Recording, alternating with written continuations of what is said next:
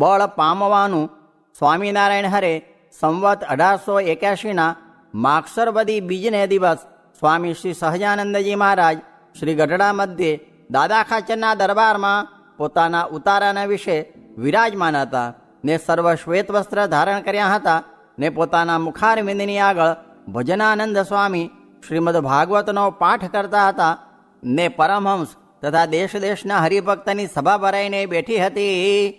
પછી મુક્તાનંદ સ્વામીએ પ્રશ્ન પૂછ્યો છે, હે મહારાજ, દ્રષ્ટા ને દૃશ્યના મધ્યમાં જે વિચાર રહે છે તે દ્રષ્ટાને ને દૃશ્યને જુદા જુદા રાખે છે. એમાં જીવનું જાણપણું કયું જાણવું ને ઇન્દ્રિયો અંતઃકરણનું જાણપણું કયું જાણવું? પછી શ્રીજી મહારાજ બોલ્યા છે, અમને તો એમ જણાય છે જે જેનો જીવ અતિશય બળને પામે હોય તેને તો અંતઃકરણની વૃત્તિઓ તે જીવની જ વૃત્તિ છે અને તેના 4 ક્રિયાએ કરીને 4 વિભાગ જણાય છે અને તે અંતઃકરણમાં ને ઇન્દ્રિયોમાં જાણપણું છે તે જીવનું જ છે. તે ઇન્દ્રિયો અંતઃકરણને જ્યાં ઘટિત હોય ત્યાં ચાલવા દે ને જ્યાં ઘટિત ન હોય ત્યાં ન ચાલવા દે. અને જેનો જીવ અતિશય બળને પામે હોય તેને તો ભૂંડું સ્વપ્ન પણ આવે નહીં અને જેનો જીવ નિર્બળ હોય તેને તો સાંખ્યના મતને અનુસરીને એક દ્રષ્ટા એવો જે પોતાનો આત્મા તે આત્માપણે રહેવું પણ ઇન્દ્રિયો અંતઃકરણ ભેળું ભળવું નહીં એવી રીતે સત્તા રૂપે રહેતા થતાં એનો જીવ બળને પામે છે. અને એથી પણ બળ પામવાનો એક અતિશય મોટો ઉપાય છે જે ભગવાનને ભગવાનના જે સંત તેને વિશે જેને પ્રીતિ હોય ને તેની સેવાને વિશે અતિશય શ્રદ્ધા હોય ને ભગવાનની નવધા ભક્તિ યુક્ત હોય તેના જીવને તો તત્કાળ અતિશય બળ આવે છે.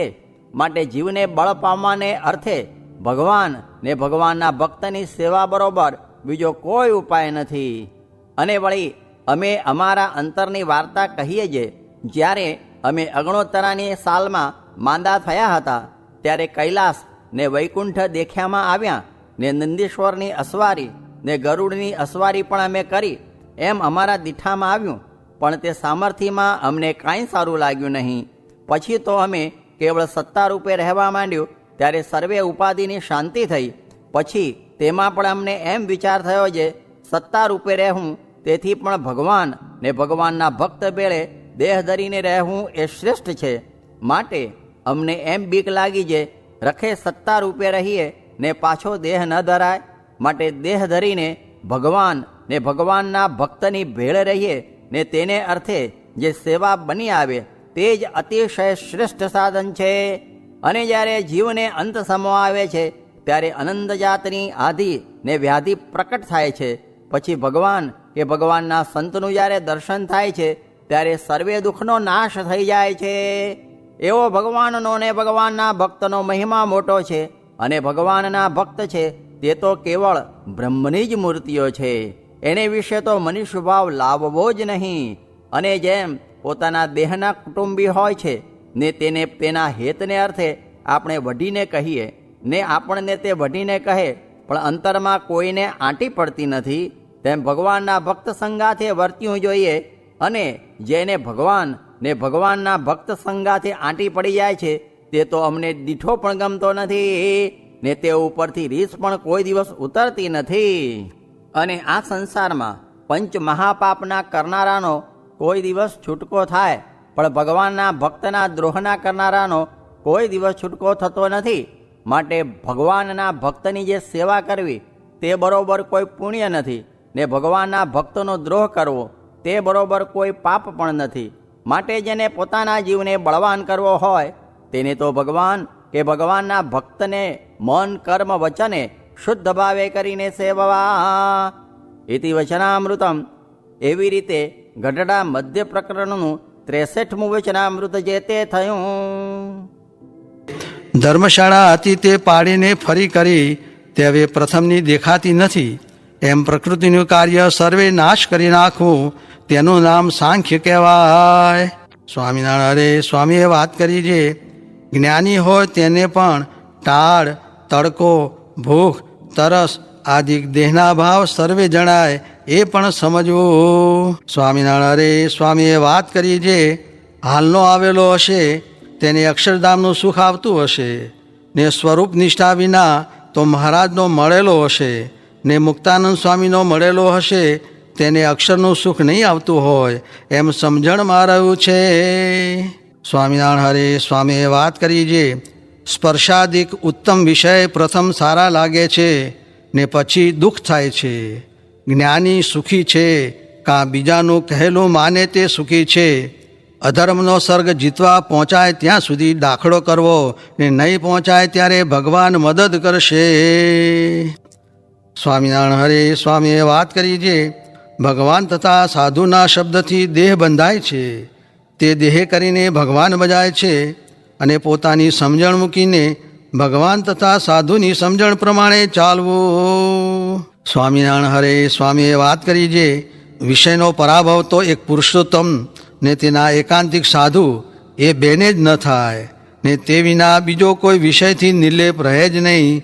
માટે વિષયથી છેટે જ રહેવું ને ભગવાનનો પક્ષ રાખવો ને દેહને તો પોતાનું રૂપ માનવું જ નહીં ને દેહને માને તેમાં બધા દુઃખ રહ્યા છે ને દેહને ન માને તેમાં દુઃખ જ નથી. સ્વામિનારાયણ હરે સ્વામીએ વાત કરી છે વળી કહ્યું છે અમારો વાંક કાઢશોમાં અમે કહી છૂટીએ છીએ કેમ છે વૃદ્ધ થયા તે હવે નહીં રહેવાય માટે કહીએ છીએ જે સમજીને શુદ્ધ વર્તજો નીકર જાજો ફેર પડશે.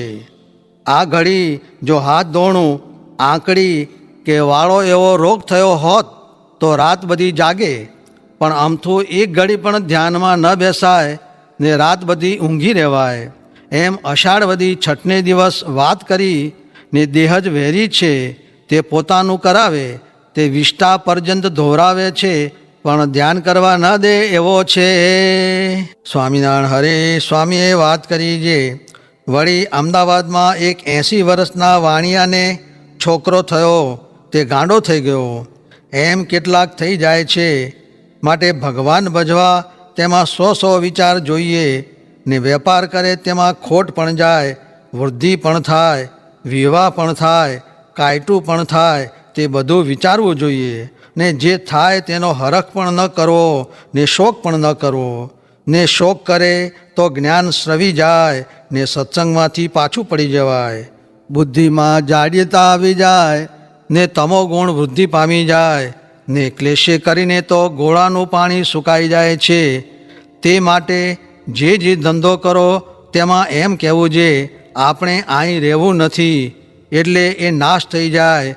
અરે દ્રવ્ય સારું તો શ્લોક છે જે ભૂમિરી યાતુ રસાતલમ ગુણગણ તસ્યાપ્યદો ગચ્છતુ શીલમ શૈલતટાટ પતત્વ બીજન સંદહ્યતામ વહ્નિના શૌર્ય વૈરિણી વજ્રમાશુ નિપતત અર્થોસ્તુ ન કેવલમ એને કેન વિના ગુણાસ્તૃણલવ પ્રાયા સમજતા ઇમે. પૃથ્વી રસાતળ જાઓ પણ દ્રવ્ય મળો એમ ન કરવું. સ્વામિનારાયણ હરે સ્વામીએ વાત કરી છે હવે નવરા થયા તે ભૂતના વાંસડાની પેઠે મનને સેવામાં જોડી દેવું ને વિષયમાં સંકોચ કરવો પણ જો એમ નહીં થાય તો નિયમ નહીં રહે ને શેર એક ખાવું કાં 1.5 શેર ખાવું પણ 2 શેર લગી તો ન જ પૂગવું ને જાજુ સૂવું નહીં. કેમ જે સૂતે સૂતે અન્ન પચીને પછી ઇન્દ્રિયો બળવાન થાય તે માટે સંકોચ રાખવો. સ્વામિનારાયણ હરે સ્વામીએ વાત કરી છે આ દેહ હાડકાનો, સ્ત્રીનો દેહ પણ હાડકાનો ને છોકરાનો પણ હાડકાનો, એમાં કાંઈએ માલ નથી ને ચૂનો એ ધોળી ધૂળ ને આ બીજી અમથી ધૂળ. દેહ ધૂળનો, રૂપિયા ધૂળના, કુટુંબી ધૂળના, ખાવું ધૂળનું, ખોરડા ધૂળના એમ છે ને એમાં જીવ માલ માનીને ચોંટ્યો છે પણ કાળ ખાઈ જશે માટે ભગવાન ભજી લેવા બાકી બધું ધૂળનું છે.